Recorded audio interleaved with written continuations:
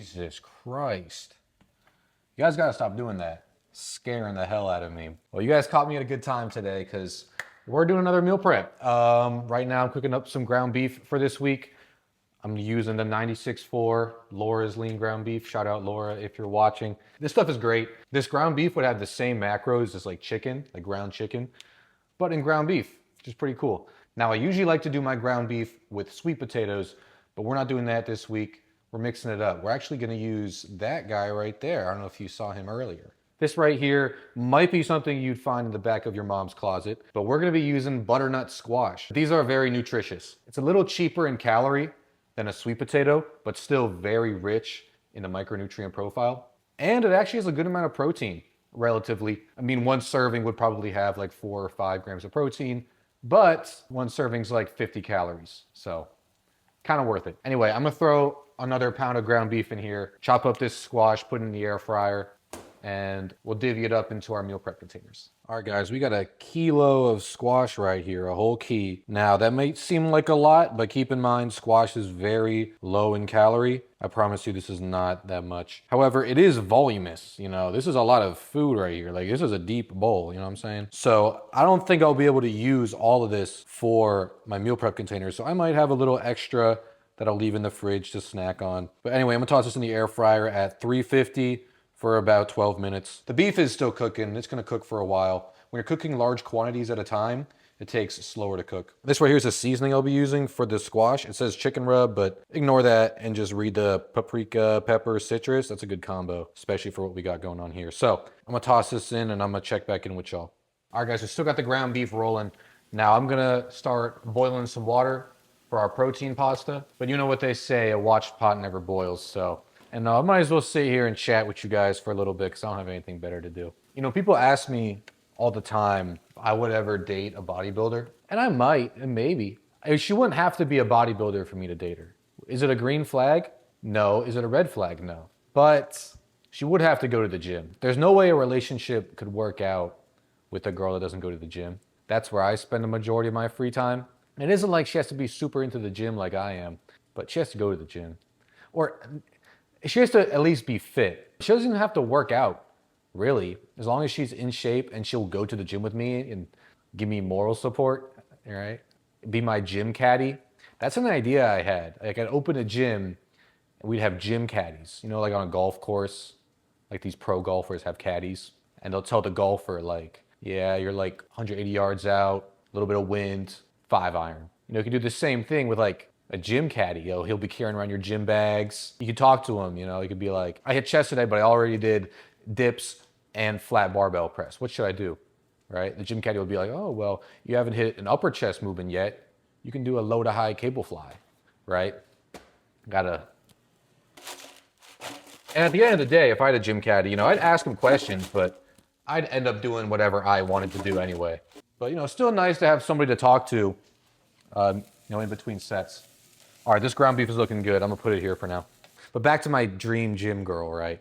She wouldn't have to really be into the gym like I am. As long as she's in shape. Like, what would I look like with a fat girl?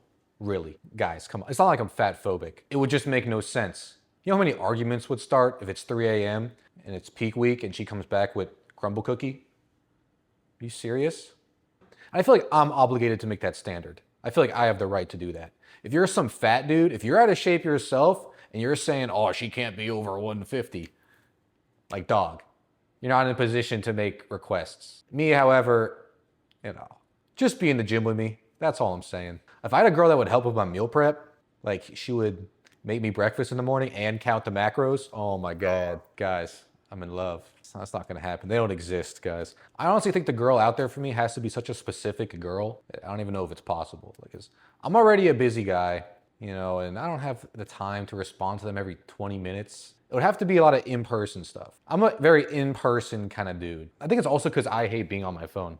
It's not like I'm some old soul, you know, need to reconnect with Earth. It's not like that. It's just when I open my phone, I realize I have 10 other chores to do on my phone. You know, respond to DMs, respond to emails, right? Post something. And it stresses me out every time I open my phone. It stresses me out. So that's why I really don't like to go on my phone. But anyway, the pasta's almost ready. I'll get ready to throw these guys in there. All right, now the squash is done air frying, but since we're doing such a large quantity, I don't think it cooked all the way through. So we're gonna throw it in there for another few minutes while the pasta's cooking. All right, we have a little bit of downtime, so I'm gonna get to work on my low-calorie sweet treat. If you guys remember this from last time, I have this every week. Basically, we're gonna weigh out some fruit, put it in here, hit it with some sugar-free maple syrup, and throw it in the freezer. And it's gonna make for a awesome low-calorie dessert. My typical ratio is 40 grams of raspberries, strawberries, and blueberries. I think it ends up being like 50 calories per serving. It's awesome. So anyway, I'm gonna get to that. All right, the pasta is cooling off right now. It's important to have it sit for a little bit before weighing it because the steam coming off will change the weight that will show on the scale. So I'm gonna let it sit here for at least 5 minutes. All right, the pasta is all cooked. Let's weigh it out.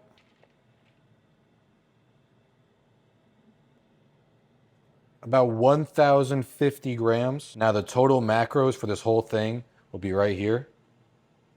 I'm gonna leave a sticky note saying how much a 200-gram serving would be. And if I wanna have more or less, I could just refer to the ratio when I'm making my meal. All right, the squash is ready. That looks a little better. So we're gonna start weighing out our squash and our ground beef, and we're gonna divide it into our meal prep containers.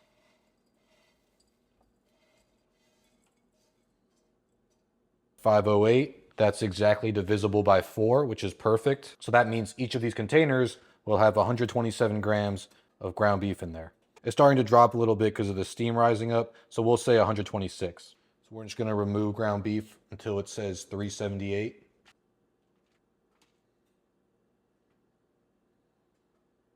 All right, perfect. Now again, we're gonna subtract this by 126, and that's the amount that would go into our next container. We're gonna do that 4 times. And now we'll do the exact same thing for our squash. All right, 688, awesome. Never mind. We'll treat it like 688. So again, we're gonna divide this by 4, split them into these meal prep containers right here. So that's 172 per container. Starting to drop again, let's say 171. So that should be 513.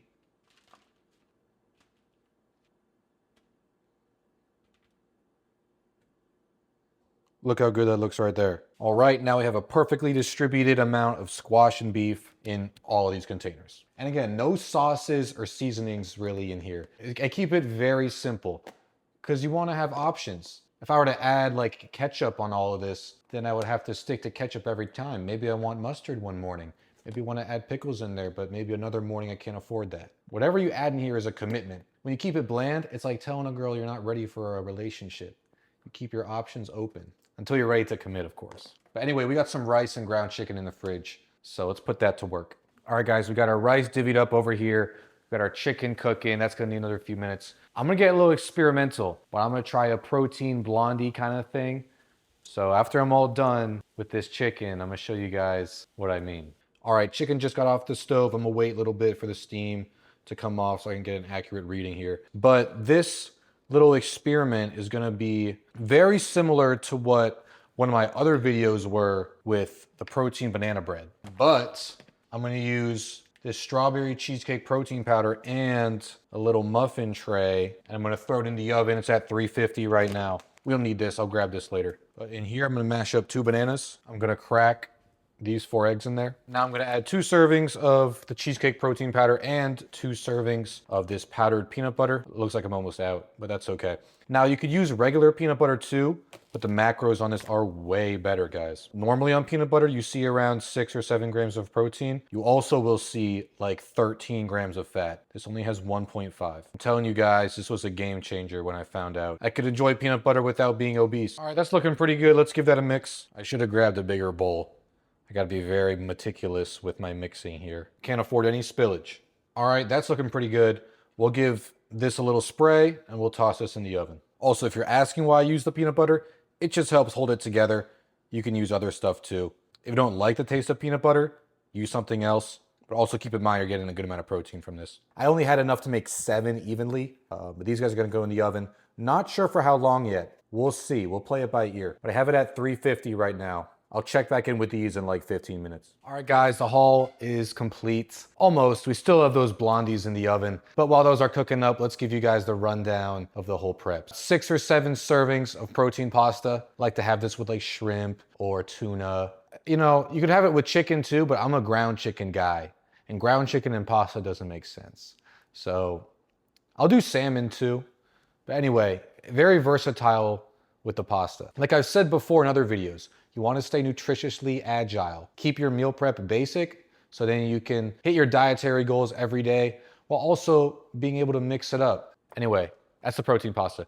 We got 2 berry sweet treats. These are gonna go in the freezer in a minute. We got 4 servings of chicken and rice, 4 servings of lean ground beef and squash. And now usually I'll do hard-boiled eggs too. And that's a great one I'd recommend. But for me, I'm dropping my fat intake this week.